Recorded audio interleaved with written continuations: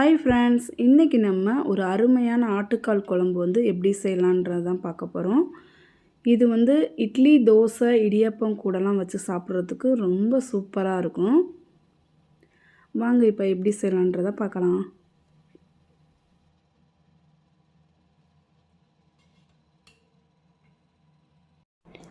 இன்றைக்கி ஒரு ஆட்டுக்காலை வந்து நல்லா க்ளீன் பண்ணிவிட்டு அதை வந்து குக்கரில் வந்து மஞ்சத்தூள், உப்பு போட்டு ஒரு 10-15 விசில் விட்டு நல்லா வேக வச்சுக்கோங்க. நான் ஒரு 10-15 விசில் விட்டு நல்லா வேக வச்சு எடுத்து வச்சுட்டேன். இப்போ வாங்க நம்ம எப்படி செய்யலான்றதை பார்க்கலாம். அதுக்கு முன்னாடி வந்து நம்ம ஒரு பேஸ்ட் வந்து ரெடி பண்ணிடுவோம். இதில் வந்து நான் என்னென்ன சேர்த்துருக்கேன் அப்படின்னா 2 சில்லு அளவுக்கு வந்து தேங்காய், அது கூட வந்து 1/2 ஸ்பூன் சீரகம், கசகசா 1/2 ஸ்பூன், மிளகு 1/2 ஸ்பூன், ஜீரகம் 1/2 ஸ்பூன், அதோட பச்சை மிளகாய், முந்திரி, இது எல்லாத்தையும் மிக்ஸி ஜாரில் போட்டு நல்லா ஃபைன் பேஸ்ட்டாக வந்து நம்ம அரைச்சி எடுத்து வச்சுக்கிடுவோம். இப்போ வந்து ஒரு சட்டியை வந்து அடுப்பில் வச்சுக்கிடுவோம். இதுக்கு தேவையான நம்ம பட்டை, கிராம்பு, ஏலக்காய் எல்லாத்தையும் தாளிக்கிறதுக்கு சேர்த்துக்கிட்டாச்சு. அது நல்லா பொரிஞ்சதுமே 2 பெரிய வெங்காயத்தை வந்து கட் பண்ணி சேர்த்துருக்கேன். அதையும் நல்லா வதக்க விட்டுருவோம். அது கூட வந்து ஒரு கத்து கருவேப்பிலையும் சேர்த்து வதக்கிக்கிடுவோம்.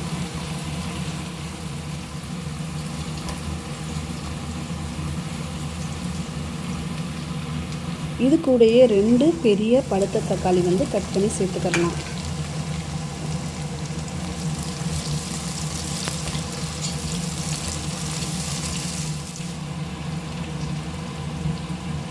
இப்போ வந்து இது கூட வந்து இஞ்சி பூண்டு பேஸ்ட் வந்து ஒரு 2-3 ஸ்பூன் வந்து சேர்த்துக்கோங்க.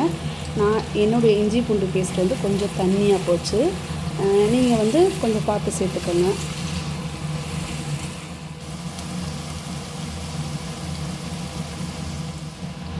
இப்போ இதில் வந்து ஒரு 1/2 ஸ்பூன் வந்து மஞ்சத்தூள் சேர்த்துக்குருவோம். நம்ம ஏற்கனவே வந்து காலை வேக வச்சதுக்கு அதுலேயும் மஞ்சத்தூள் சேர்த்துருக்கோம்.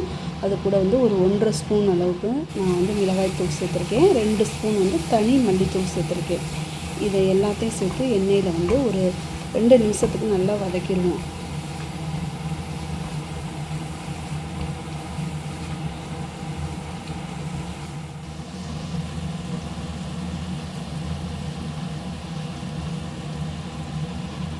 இப்போ இந்த மசாலாலேருந்து எண்ணெயெல்லாம் பிரிஞ்சு வந்தது நல்லா தெரிஞ்சிச்சு.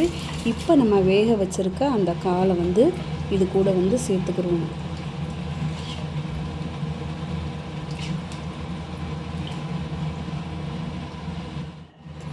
இந்த குழம்புக்கு தேவையான உப்பையும் சேர்த்துட்டு நம்ம மூடி வச்சுருவோம். இது நல்லா கொதிச்சு வரட்டும்.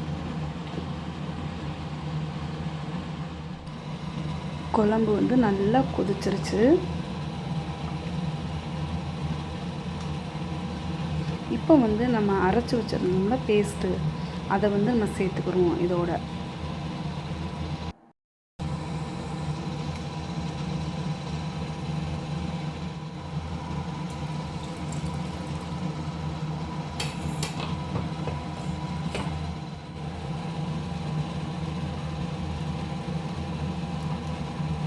இப்போ வந்து ஒரு மிக்ஸ் கொடுத்துட்டு மறுபடியும் வந்து ஒரு 10 நிமிஷத்துக்கு வந்து நல்லா குழம்பு வந்து கொதித்து எண்ணெய்லாம் பிரிஞ்சு வரட்டும். மூடி வச்சுருவோம்.